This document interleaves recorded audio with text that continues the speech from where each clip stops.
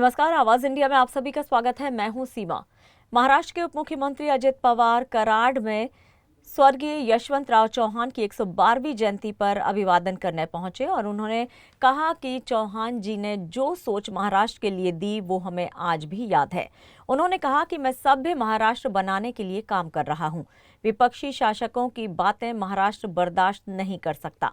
अजित पवार ने नीतीश राणे के बयान पर कहा है कि दोनों पक्षों के माननीय सदस्यों को इस बात का ध्यान रखना चाहिए कि किसी भी बयान से कानून व्यवस्था की समस्या पैदा ना हो।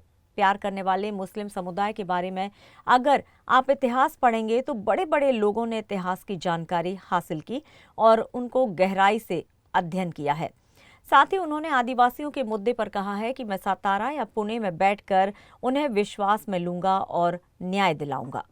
आणि चव्हाण साहेबांनी जो विचार महाराष्ट्राला दिला, शाहू फुले आंबेडकरांच्या महाराष्ट्राला दिला, त्या विचाराची आज देखील प्रकर्षाने आपल्याला सगळ्यांना आठवण येत असते। आम्ही तरी त्यांच्या विचारांनी पुढे जाण्याचा प्रयत्न करतो आणि दरवर्षी त्यांच्या पुण्यतिथीच्या निमित्ताने, त्यांच्या जयंतीच्या निमित्ताने दोन्ही दिवशी महाराष्ट्रातले अनेक जण चव्हाण साहेबांच्या समाधीचं दर्शन घ्यायला येत असतात। आज देखील मी राज्य सरकारच्या वतीने व्यक्तिशः माझ्या वतीने तसेच आमचे सहकारी मंत्री मकरंदाबा पाटील, अतुल बाबा भोसले, त्याच्यामध्ये सचिन पाटील फलटणचे आमदार आणि इकडं अमोल मिटकरी असे आम्ही सगळेजण आज इथं दर्शन घेण्याच्या करता आलोय।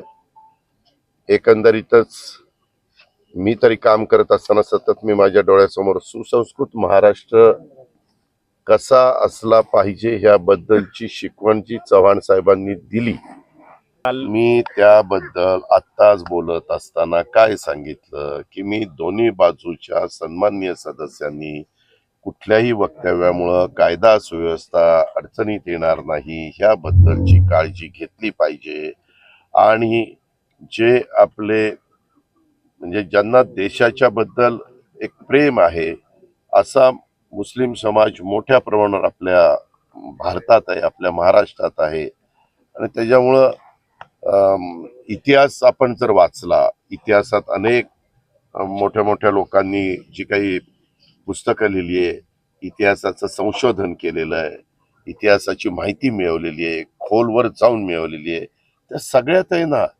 छत्रपती शिवाजी महाराजांनी त्यांच्याबरोबर जे काही लोक होते त्याच्यामध्ये मुस्लिम लोक देखील होते। दारुगोळा कोण सांभाळत होतं त्यांचा कितीतरी उदाहरणं आपल्याला देता येतील आणि त्याच्यामुळं त्यांनी का असं वक्तव्य केलं, त्यांच्या वक्तव्यामागचा काय हेतू होता ते मला माहिती नाही, परंतु आपल्या देशाबद्दल अभिमान वाटणारा जो मुस्लिम घटक आहे तो सगळा तो देशप्रेमीच आहे ना, भारतप्रेमीच आहे, देशप्रेमीच आहे, एवढंच मला त्याबद्दल पुनर्वसनाच्या संदर्भामध्ये मला स्वतः मदत पुनर्वसन खात्याचे मंत्री आमचे मकरंदाबा पाटील आहेत। त्यामध्ये काही प्रश्न असतील का प्रश्न सोडवणं हे आमचं काम आहे। प्रश्न सोडवले गेले नसतील तर त्याबद्दल मागणी करणं, त्याबद्दल निवेदन देणं हे त्या क्षेत्रामध्ये काम करणाऱ्यांचं काम आहे।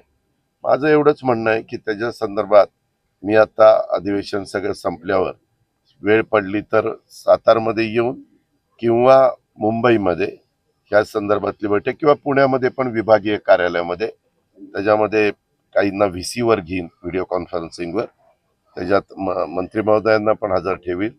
ज्यांचं कोणाचं काही म्हणणं असेल, कोयना धरणग्रस्तांचं म्हणणं आहे असं थोडंसं कानावर आलेलं आहे, त्याही बद्दल त्यांनाही विश्वासात घेईन आणि कुठं काही राहिलेलं असेल तर त्याला न्याय देण्याचा प्रयत्न निश्चितपणे आम्ही महायुतीचं सरकार करू। नंबर 1